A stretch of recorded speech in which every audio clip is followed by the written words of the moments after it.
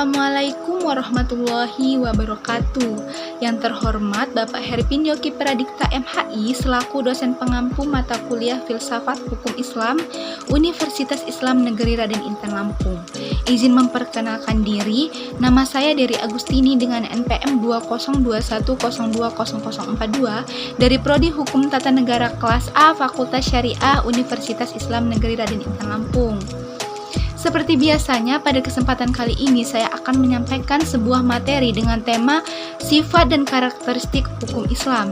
Seperti yang kita ketahui bahwa hukum Islam adalah seperangkat aturan atau kaidah-kaidah yang didasarkan pada wahyu Allah SWT, yang mana berkaitan dengan amal perbuatan seseorang, baik perintah itu berupa sebuah larangan, tuntutan, atau perbolehan terhadap suatu hal. Poin yang pertama yaitu karakteristik hukum Islam, yang mana mencakup 5 hal. Yang pertama sempurna, yang kedua elastis, yang ketiga universal, yang keempat dinamis, dan yang kelima sistematis. Karakteristik yang pertama yaitu sempurna. Sempurna di sini memiliki arti utuh atau lengkap segalanya. Kesempurnaan hukum Islam dapat dilihat dengan diturunkannya syariat Islam dalam bentuk yang umum dan mengglobal, kecuali hal-hal yang bersifat langgeng seperti masalah perkawinan, perceraian, dan warisan. Karakteristik yang kedua yaitu elastis. Elastis di sini bermakna mudah diubah bentuknya, mudah kembali ke bentuk asal, luwes, dan lentur. Keelastisannya mencakup di segala bidang kehidupan manusia, baik mengenai hubungan manusia dengan Tuhannya maupun hubungan interaksi sesama manusia. Hukum Islam memperhatikan segala aspek kehidupan manusia, baik itu di bidang muamalah, ibadah, siasah, jinayah, maupun bidang lainnya. Akan tetapi, segala aturan yang diatur oleh hukum Islam tidak berarti menjadikan hukum Islam memiliki dogma yang kaku, keras, dan memaksa. Yang ketiga yaitu universal. Universal di sini berarti umum, yang mana berlaku untuk semua orang.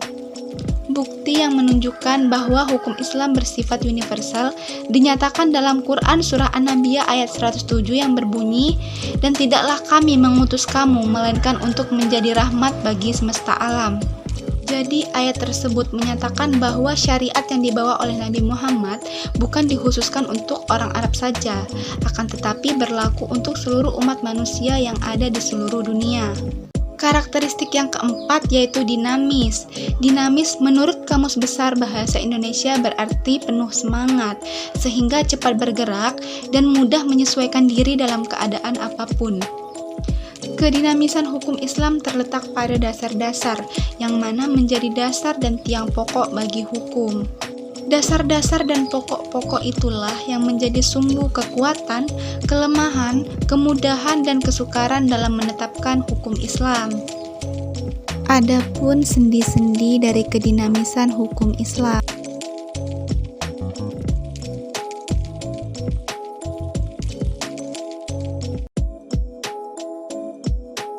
Karakteristik yang kelima yaitu sistematis, yang mana mencerminkan sejumlah lembaga dan doktrinnya bertalian dan berhubungan antara yang satu dengan yang lain secara logis. Sebagaimana perintah sholat di dalam Al-Quran selalu diiringi dengan perintah menunaikan zakat, serta perintah untuk makan dan minum selalu diiringi dengan kalimat "tetapi jangan berlebih-lebihan". Demikian pula dengan lembaganya. Pengadilan dalam Islam tidak akan memberikan hukuman rajam bagi pezina dan kebiasaan berpakaian yang belum diterapkan sebagaimana yang dikehendaki oleh hukum Islam itu sendiri. Lanjut ke poin yang kedua yaitu sifat hukum Islam, yaitu bersifat ta'abudi dan ta'akuli. Yang pertama bersifat ta'abudi. Ta'abudi yaitu suatu bentuk ibadah yang tujuan utamanya untuk mendekatkan diri kepada Allah, yakni beriman kepadanya dan segala konsekuensinya berupa ibadah. Artinya, makna yang terkandung di dalamnya tidak terdapat nalar atau khairu ma'kullah al-makna, dan manusia harus menerima apa saja yang telah ditetapkan oleh syariat. Adapun contohnya yaitu sewaktu Umar melaksanakan haji bersama Rasulullah mencium batu Hajar Aswad. Melihat hal itu, berucaplah Umar radhiyallahu anhu, kamu hanyalah sebuah batu. Jika aku tidak melihat Rasul menciummu, niscaya tidak akan aku lakukan hal ini.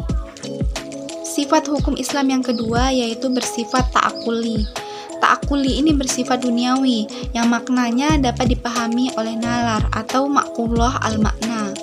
Ilat dari muamalah yang bersifat ta'akuli dapat dirasionalkan dengan melihat sesuatu yang dilarang karena ada kemudaratan di dalamnya dan diperintahkan karena ada maslahat di dalamnya.